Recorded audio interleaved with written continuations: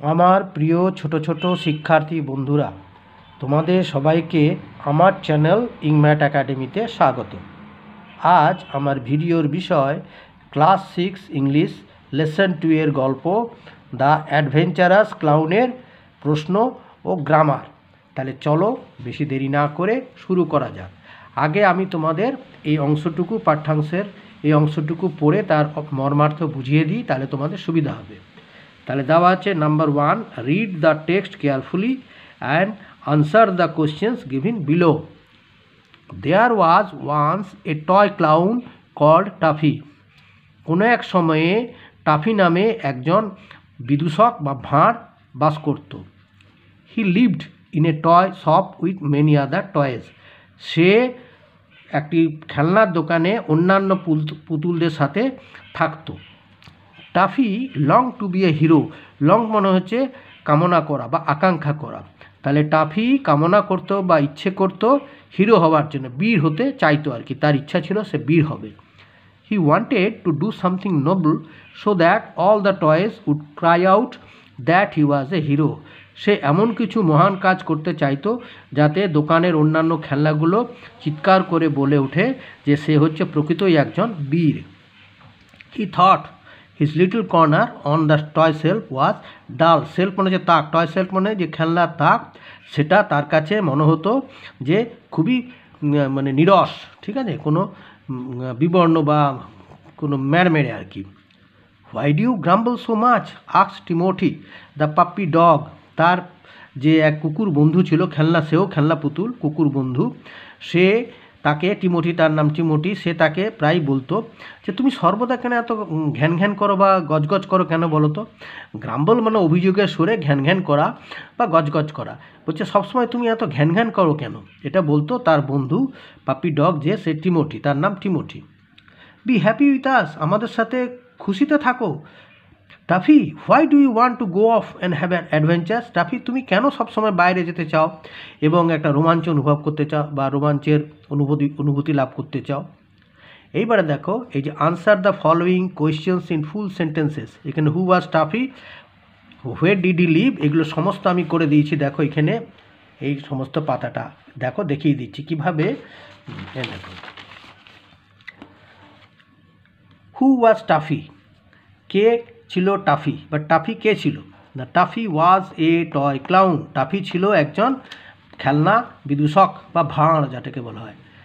Where did he live, সে কোথায় থাকতো। He lived in a toy shop, সে একটি খেলনার দোকানে থাকতো। নাম্বার বিয়ে বলা হয়েছে fill in the blanks with words from the above text. আচ্ছা, এখানে বলেছে ওই টেক্সট থেকে নিয়ে, টেক্সট বই থেকে নিয়ে শব্দ খুঁজে নিয়ে শূন্যস্থান পূরণ করতে হবে। এখানে আমি লাল কালি দিয়ে এটাকে মেনশন করে দিয়েছি যে এটা হচ্ছে শূন্যস্থানের শব্দটি। হ্যাঁ, তাহলে Taffy wanted to be a dash, তাহলে এখানে কি হবে না, সে সবসময় কি হতে চাইতো, হিরো, বীর হতে চাইতো। তাহলে এখানে হলো আন্ডারলাইন করে দিয়েছি হিরো। নাম্বার 2 আছে his friend always advised him to B happy with them. এখানে অ্যাডভাইস মানে তাকে সবসময় উপদেশ দিত, তাহলে অলওয়েজ মানে সর্বদা, সবসময় তাকে কি উপদেশ দিত, যে আমাদের সাথে সুখী থাকো বা খুশিতে থাকো।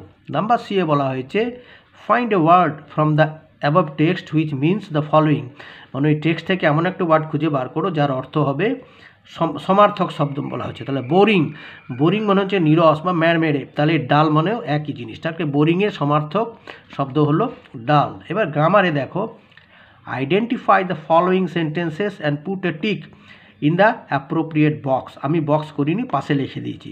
শাট দ্য ডোর, এটা শাট মানে বন্ধ করা, তাহলে দরজাটি বন্ধ করো, এটা আদেশ বোঝাচ্ছে, তাই হলো order.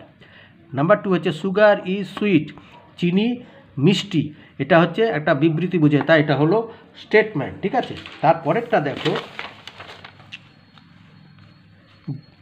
How old are you, এটা হচ্ছে প্রশ্নবোধক চিহ্ন আছে, তাই এটা হচ্ছে কোশ্চেন। আর number 4 give me a glass of water, আমাকে এক গ্লাস জল দাও, এটাও আদেশ, অর্ডার।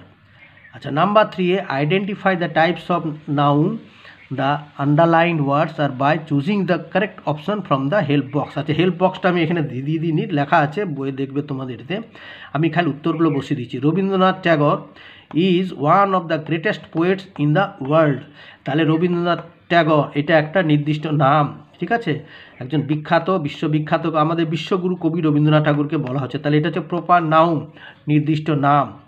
নাম্বার 2 এ বলা হচ্ছে this chair is made of wood, এই চেয়ারটি কাঠের তৈরি। এখানে কাঠ হচ্ছে একটা মেটেরিয়াল নাউন, বস্তু বোঝাচ্ছে, সেজন্য হচ্ছে মেটেরিয়াল নাউন। নাম্বার 3 হচ্ছে give me the bunch of kiss, bunch মানে গোছা, আর কি মানে চাবি, আমাকে চাবির গোছাটি দাও। এটা হচ্ছে অনেকগুলো চাবির গোছা বোঝাচ্ছে, সেজন্য এটা কালেকটিভ নাউন। ঠিক আছে, বাঞ্চ হচ্ছে কালেকটিভ নাউন। আর নাম্বার 4 হচ্ছে আই লাভ ইউ, আমি তোমাকে ভালোবাসি। লাভটা হচ্ছে একটা মানে গুণ বোঝাচ্ছে, হ্যাঁ, অবস্থা বা গুণ, এটা আমি তোমাকে ভালোবাসি। তাহলে এটা হলো অ্যাবস্ট্রাক্ট নাউন। অ্যাবস্ট্রাক্ট নাউন হচ্ছে দোষ গুণ অবস্থা ইত্যাদি বোঝায়, তো সে তাহলে এখানে হচ্ছে এটা অ্যাবস্ট্রাক্ট নাউন। নাম্বার 4 এ বলা হচ্ছে feel in the blanks with proper pronoun, সঠিক প্রোনাউন দিয়ে শূন্যস্থান পূরণ করতে হবে। We do dash homework regularly, তাহলে উই ডু আওয়ার হোমওয়ার্ক, আমরা আমাদের বাড়ির কাজ নিয়মিত করি।